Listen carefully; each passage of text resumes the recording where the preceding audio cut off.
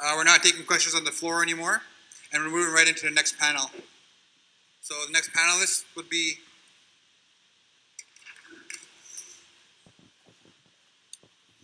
Panel Strategy for Economic Development, Building Productive Relationship with Industry, Jim Carter, former President of Syncrude, Canada.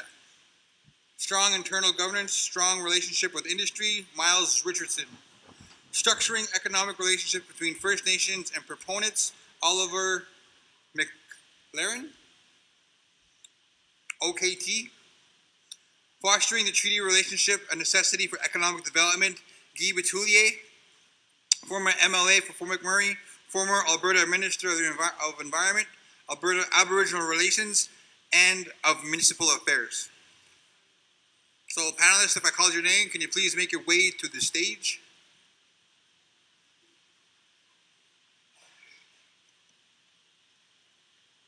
And whoever lost his sunglasses in the bathroom still hasn't claimed them. So I'll be putting them up for bid pretty quick.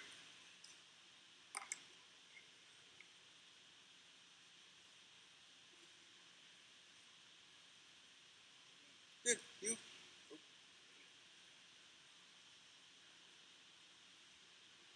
So we're waiting for Miles Richardson.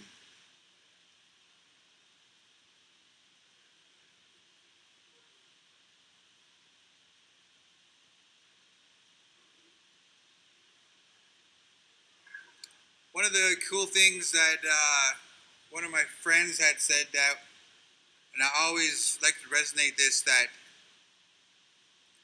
as a species, as we're evolving, we always try to find new ways to do things and better ways to do things. And we've come a long way in the last several millennia. That he always said that we did not leave the Stone Age for a lack of stones. Let's not leave the fossil fuel age for a lack of fossil fuels. Just to relate on what Wyona had said, and working on renewable energies is probably our next step in evolution. Keeping on going on what we're doing is kind of a de-evolution, especially for our species. When you look around and see the amount of carbon dioxide going into the air and what it's doing to our whole entire planet. So that's pretty honorable and cool. So is everybody up here yet?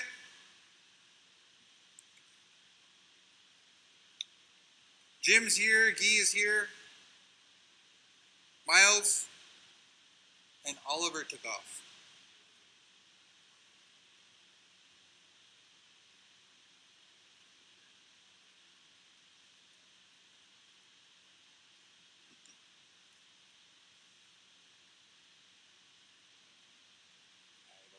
Did they go AWOL? Did somebody say?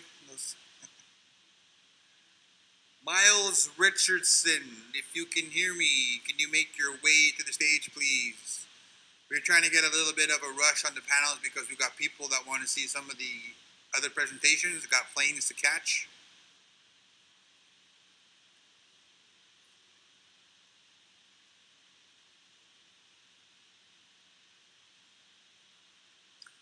Well, Jim is here. Maybe perhaps we can get started with Jim right away. And if Miles comes along and knows this is up, if anybody sees Miles who knows who he is, direct him to the stage. So Jim and Oliver and Guy are all up, so we'll have Jim come up first.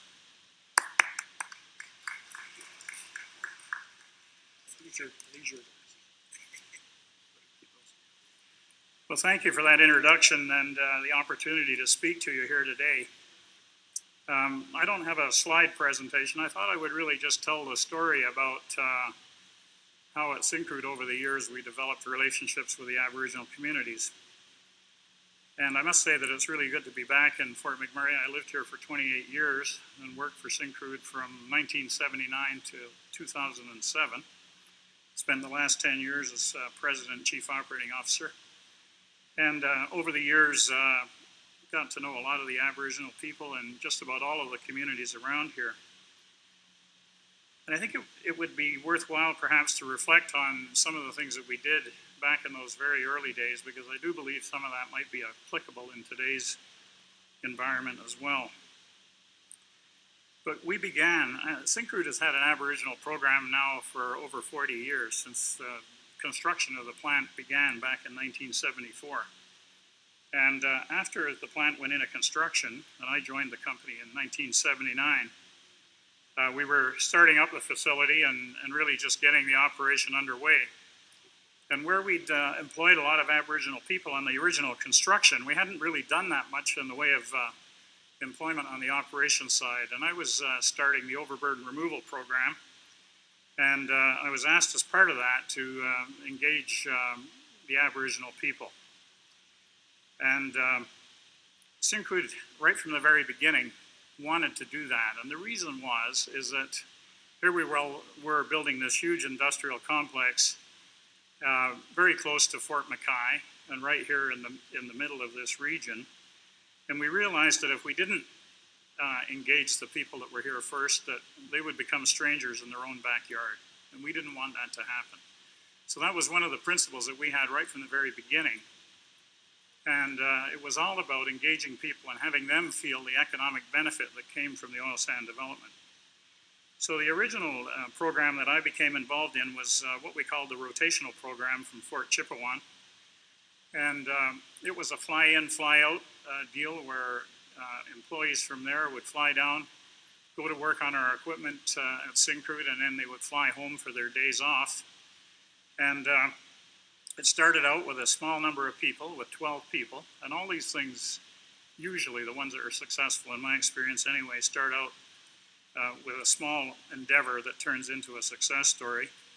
We worked with the band council, with folks like Rita Martin and Sonny Flett and others that were in the community at the time, to help us to select people that they advised should be given the opportunity. And they really worked that end of the community for us so that we could get it off the ground. And it turned out to be a great success story. We ended up doing some very simple things, and this goes to the point about relationship building, where we actually videotaped the employees on the Syncrude site, and just so that they could go back home and explain to folks what they did there. And we actually, after the first year, we had a community celebration where we recognized the perfect attendance and good safety record of the employees. And it was a real good way to introduce Syncrude into the community, and vice versa, because a lot of us flew up there and spent overnight in the lodge, and we celebrated with people in the community. And from there, we moved it on to include a bigger program with about 30 people for folks that worked on the tailings pond. And they would start work in April, and then it would end in October because there wasn't much winter work, and then they would go back to Chip and practice a traditional sort of way of life. They were temporary employees, but they ended up with full-time benefits, even though they were working for a small period of time. And a lot of them afterwards decided that they wanted to, in fact, join Syncrude full-time. And we enabled that to happen for the ones that wanted to do it. We also decided that not only were we going to focus on employment, but we were also going to work on business development for the communities. And that was a tough decision for us internally, because you got to realize that those are a little bit competing. We were trying to hire Aboriginal people, and at the same time we were saying that we were going to help them to develop businesses, and they were going to be competing with us to have their own people that work in their own businesses. So it was quite an issue of debate for us as a company, but we came out in the end deciding that we were going to do both. And there's a long list of very successful Aboriginal business people in this region. In fact, today I would hold it up as an example of what success can look like. And I don't think there's any place in Canada that's actually been as successful as people here have in northeastern Alberta.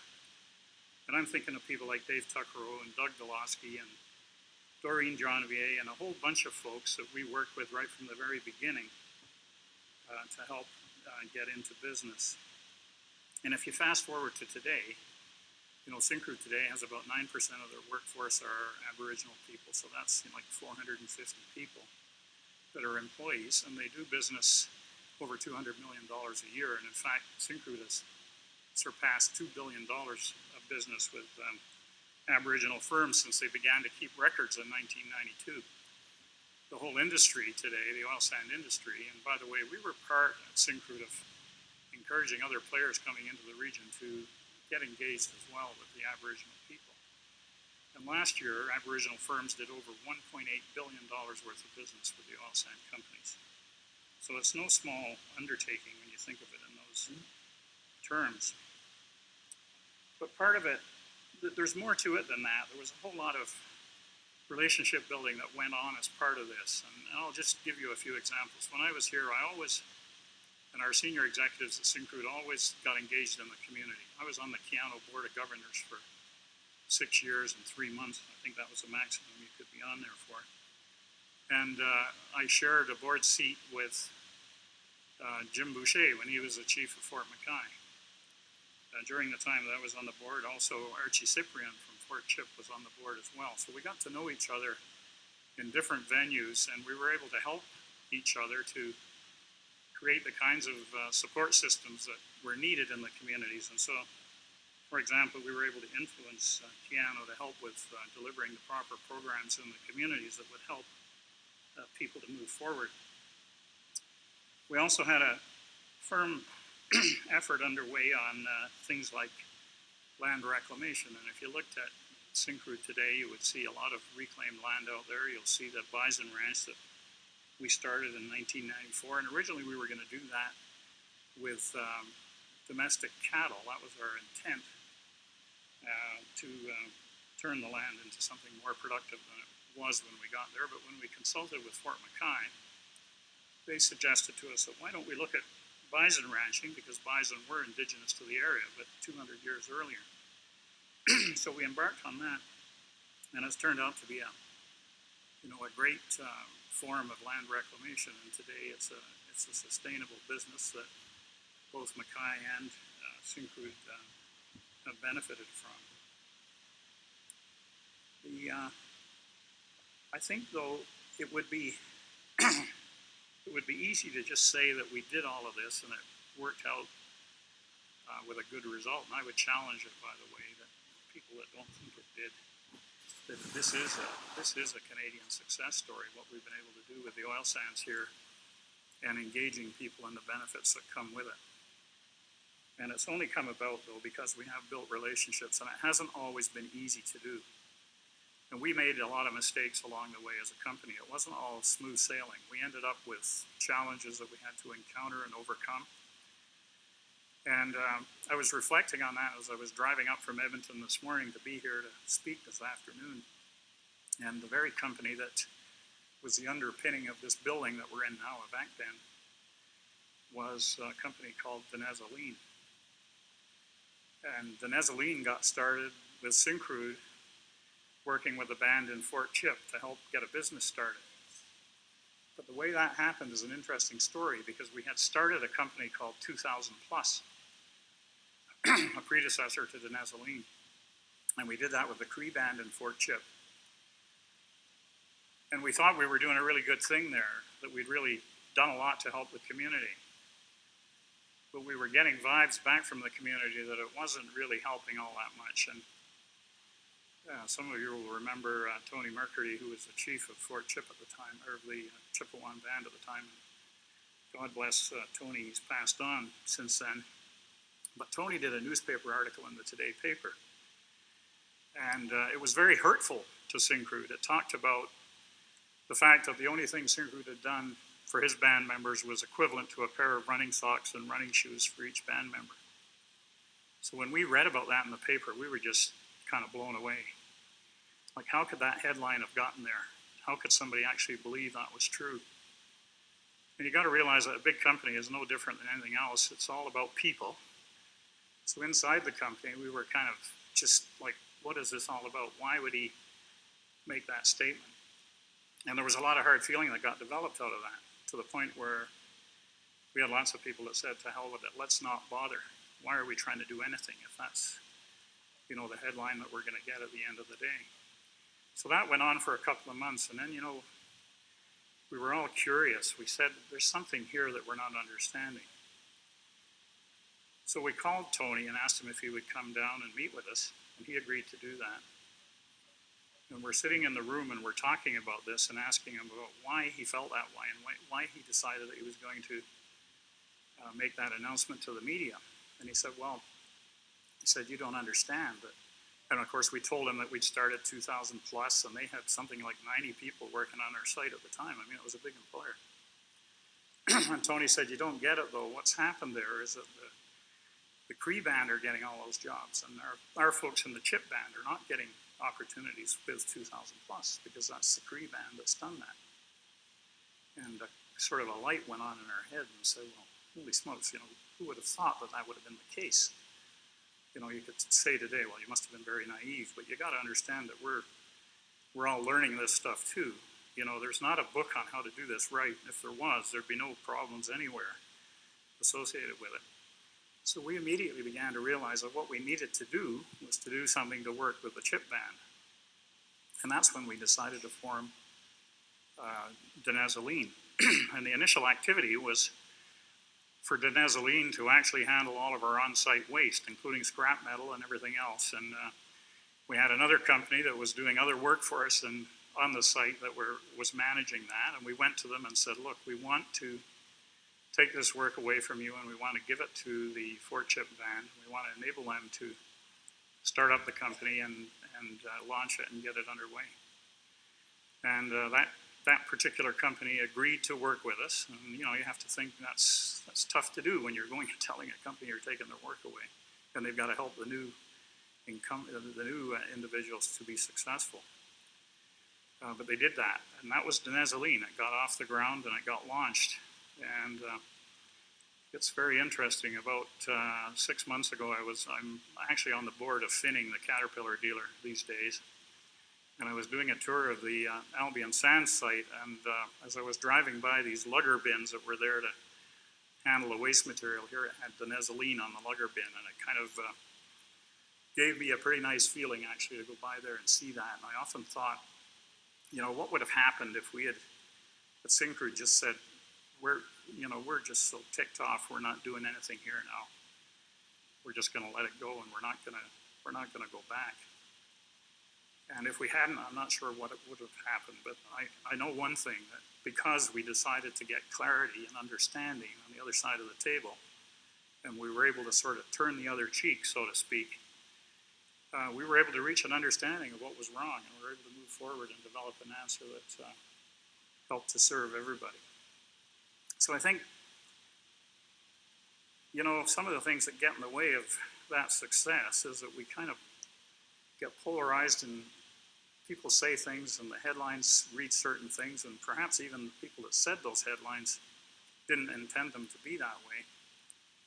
And then it's really hard to kind of get together again and talk and find a path forward where relationships can get built again. So along the way, we had several experiences like that happened.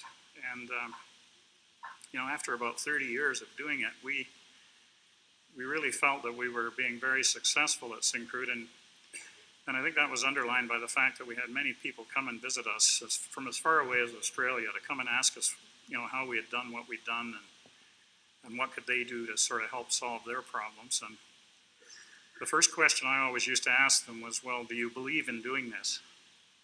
Because if you don't believe in doing it, then there's no point in us having a conversation. If you just want to, take a pill to get rid of a headache, then, don't come and ask us how to do that. And a lot of them were very sincere about wanting to do it. And we as a company ended up helping a lot of others to get things off the ground. We also took our audiences that we could convene at a senior level, and we tried to promote Aboriginal development across the whole country. I was the chair of the Mining Association of Canada for 2 years in the early 2000s. I was on their board for 14 years. And I encouraged other mining companies to look for the opportunities in the communities that they were in to do what we were doing at Syncrude. And we did that on a national level. I also got involved in the Aboriginal Human Resource Development Council and became one of the council champions along with Joe Norton, who's a Mohawk chief from Ontario. So we used our considerable leverage, if you will, to connect the dots and try and promote Aboriginal advancement across the whole country. And that's something that companies can do when they get engaged and when they have a relationship with you and you become their friends and they're your friends. So it takes that kind of work to make it happen.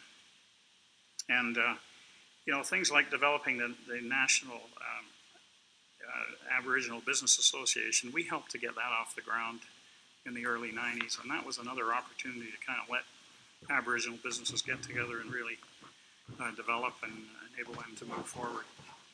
When we first started doing this, we thought that it was, well, obviously it was the right thing to do, and we wanted to engage the Aboriginal people so that they could become part of the development and share in the opportunity. But one of the things that we learned very quickly in the process was that this was an untapped source of human capital. Aboriginal people are no different than any other people. They just want an opportunity. They want somebody to give them a chance and to help them to succeed. And once they have that chance and that opportunity to succeed, they shine just as well as anybody else and better in a lot of cases. So what we were able to determine at the end of the day was that we had a supply of human capital that was available to us, and it really helped us to move forward. And most of the Aboriginal people that work at Syncrude stay till they're 65. And they don't go and retire in Arizona. They stay right here, and their benefits continue on to accrue to the community. So there's a whole lot of reasons why, that kind of success is good from a corporate business sense. But again, to make it happen, it's all about building relationships and really working together. And one of the things that used to happen for me all the time, I knew all of the chiefs, because we did stuff in Chip and we did stuff in Fort McKay, and we did it out in Johnville and Conklin. And I remember starting the Opportunity Corps program out in Johnville to help people from there to get an experience on an industrial site, where we actually bussed them in, and it was part of the Alberta Apprenticeship Program. But over the years of doing those things, I got to know all of the chiefs, and they could call me up and through my assistant and say, I'd like to have coffee with Jim, next week at 11:15 or whatever, and I would always say to her, give those folks that opportunity. And unlike anybody else who was trying to make an appointment, I didn't need to know what the agenda was, because that wasn't really important. What was important was sitting down and talking and just sharing stories and building that relationship. And when it happens at the top of the organization and that tone gets set, then it happens all the way through. And I'm not trying to suggest that I was responsible for every contract that we put in place and every employee we hired, but I certainly knew the pulse of what was going on and where the relationships were breaking down and where we needed to fix them.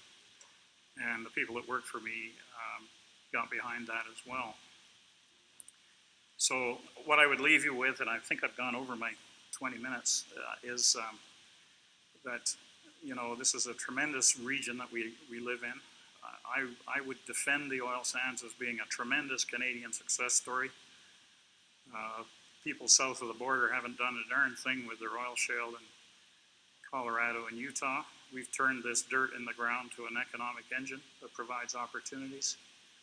And it provides opportunities for everybody, not just the oil companies, but the people that work here and the people that are providing goods and services. And if we learn how to work together really well, everybody's going to benefit.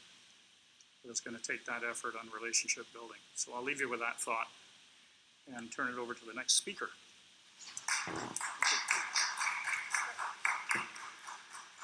All right, thanks, Jim.